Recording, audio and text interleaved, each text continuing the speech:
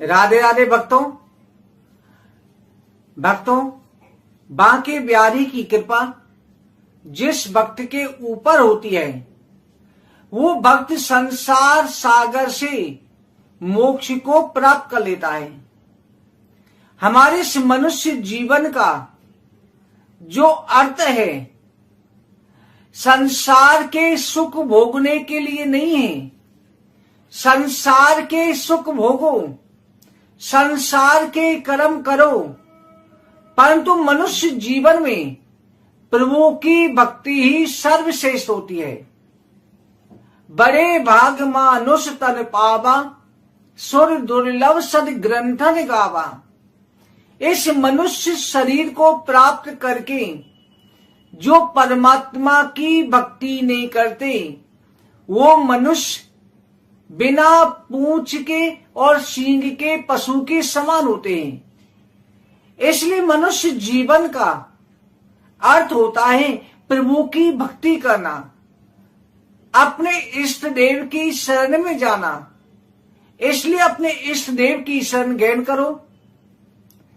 मानव शरीर पाकर के और ऐसे पवित्र क्षेत्र में जन्म लेकर के जहां पर हमें भगवान की पूजा पाठ करने का सौभाग्य प्राप्त हुआ है, ऐसे क्षेत्र में भी जो प्रभु की भक्ति नहीं करते उनका जीवन वृथा चला जाता है। ये मनुष्य शरीर बड़े भाग्य से प्राप्त होता है। मनुष्य शरीर और देव शरीर, मनुष्य शरीर की जो शोभा है, जैसे हमारे शास्त्रों के अनुसार ऋषि मुनियों ने कहा है कि मनुष्य शरीर का जो भाव है आप लोहा मान के चलो और देवताओं को चांदी मान के चलो।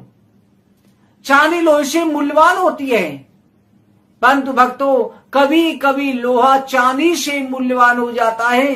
अगर मनुष्य को सत्संग रूपी पारसमणि स्पर्श कर लेती है तो ये मनुष्य शरीर रूपी जो लोहा है ये सोना हो जाता है और सोना चांदी से भी मूल्यवान होता है। इसलिए मनुष्य को अगर प्रभु की भक्ति प्राप्त हो जाए, भगवान नारायण के भक्तों का सत्संग प्राप्त हो, तो सहज में ही परमात्मा को प्राप्त कर लेते हैं। मृत्यु के सिर पर पैर रख करके द्रव की भांति भगवान के लोक को प्रस्थान करते हैं।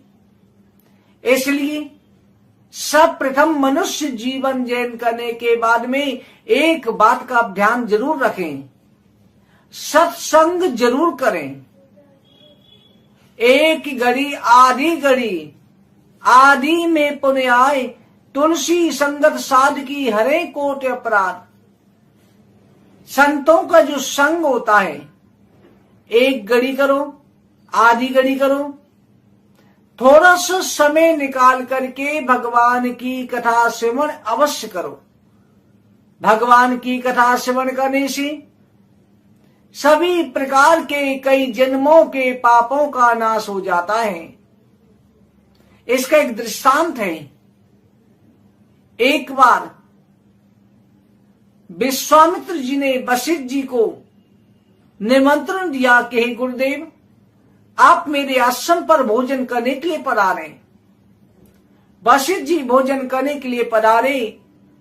दक्षिणा के रूप में विश्वामित्र जी ने अपनी 50,000 वर्ष की तपस्या का फल अर्पण करा कि हे प्रभु ये 50,000 वर्ष की जो तपस्या का फल है वो मैं आपको अर्पण कर रहा हूं।